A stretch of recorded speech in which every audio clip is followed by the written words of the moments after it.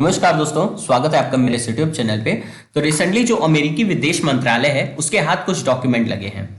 वो डॉक्यूमेंट है क्या, उसका नाम सबसे पहले जान लीजिए। उसका नाम है the unnatural origin of SARS and new species of man made viruses as a genetic bio weapon. ठीक है, तो पहले हम बात कर लेते हैं कि ये बायो वेपन होता क्या है ताकि चीजें हमें समझने में आसानी हो।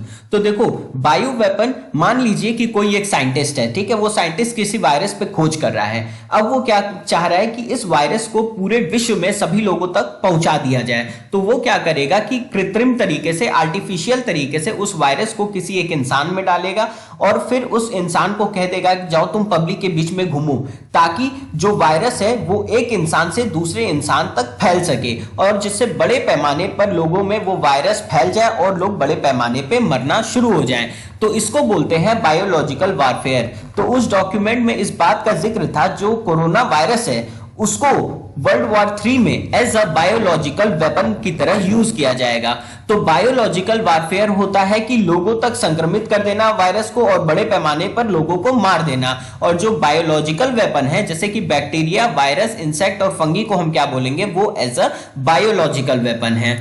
तो ये था एक बायोलॉजिकल वेपन के बारे में बात। तो उस डॉक्यूमेंट में इसी बात का जिक्र है कि जो ये आपका SARS-CoV-2 का वायरस है, जो कोरोना वायरस है, उसको एज अ हम बायोलॉजिकल वेपन के तौर पे यूज करेंगे। और साल 2015 से, यानी आज से 6 साल पहले से ही जो चीनी सेना के वैज्ञानिक थे और जो वहां के वरिष्ठ अधिकारी थे, वो 6 साल पहले यानी साल 2015 से ही इस वायरस को एज अ बायोलॉजिकल वेपन तैयार कर रहे थे, ताकि वर्ल्ड वॉर 3 जो हो वो बायोलॉजिकल वेपन पे बेस्ड हो। ठीक है, तो ये उस डॉक्यूमेंट में लिखा था। जो चीन के वैज्ञानिक थे कोरोना वायरस को जैविक हथियार के रूप में इस्तेमाल करने की बात कर रहे थे, वो इस डॉक्यूमेंट में लिखा था। अब ये जो डॉक्यूमेंट अमेरिकी विदेश मंत्रालय के हाथ में लगा है, अब इसको बूस्ट देने के लिए, यानी पूरे संसार में इसको फैलाने के लिए, जो सबसे पहले ऑस्ट्रेलिया का जो एक समाचार पत्र था उसका नाम था द ऑस्ट्रेलियन, उसने सबसे पहले इस बात को समाचार पत्रों में अपने प्रकाशित करना शुरू किया। इस बात को और उछाल देने के लिए जो ब्रिटेन का अखबार था द सन, वो भी क्या किया, वो भी शुरू कर दिया कि इस बात को और ज्यादा फैलाया जा सके और जो चीन की हरकत है वो पूरे देश के सामने, पूरे विश्व के सामने लाई जा सके। तो इसको धीरे धीरे करके समाचार पत्रों में इस दस्तावेज को प्रकाशित करना शुरू किया गया, ताकि लोग ये जान सके कि चीन आज से 6 साल पहले यानी साल 2015 से ही जो कोरोना वायरस है एज उसको बायोलॉजिकल वेपन यूज कर रहा था। तो अब इस दस्तावेज में क्या लिखा था, तो इस दस्तावेज में जो चीन के जो सैन्य वैज्ञानिक थे और जो वरिष्ठ स्वास्थ्य अधिकारी थे, वो शुरुआत से ही इस वायरस को as a biological weapon use कर रहे थे।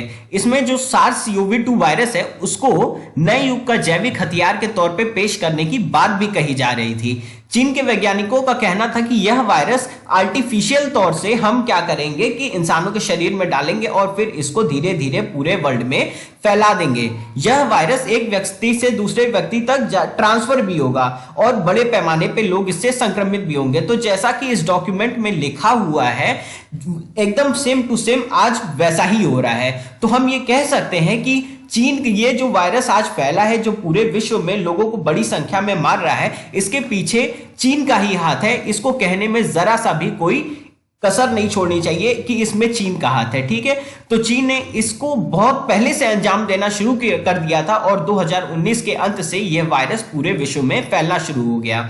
तो जैसा कि हम जानते हैं कि जो ये वायरस है, ऐसा चाइना कहता है कि वहां के वेट मार्केट से निकला, वुहान सिटी के वेट मार्केट से निकला है। ठीक है, लेकिन यहां पे जो डॉक्यूमेंट है वो कह रहे हैं कि जो लैब है वहां की, जो चीन की वुहान की जो लैब है, वहां से ये वायरस जबरदस्ती बनाया गया और लोगों तक पहुंचाया गया।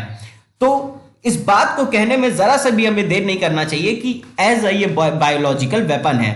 ठीक है, तो चीन ने क्या किया कि इस बायोलॉजिकल वेपन का यूज किया ताकि दूसरे कंट्रीज की जो हेल्थ इंफ्रास्ट्रक्चर है उसको गिराया जा सके। ठीक है, किसी भी कंट्री की हेल्थ इंफ्रास्ट्रक्चर को गिराना है तो वहां पे आप एक महामारी फैला दो, और वो महामारी जब फैलेगी वो देश अपने आप में खुद कमजोर हो जाएगा, वो अब देश अपने लोगों को बचाने में ही जूझा रहेगा, और वो जो दो देश फैलाया है उसके लिए ये सही मौका होता है कि अपने आप को वो ग्रो कर सके।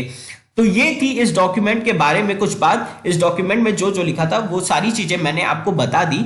अगर ये वीडियो आपको अच्छी लगी हो तो प्लीज चैनल को सब्सक्राइब कर देना वीडियो देखने।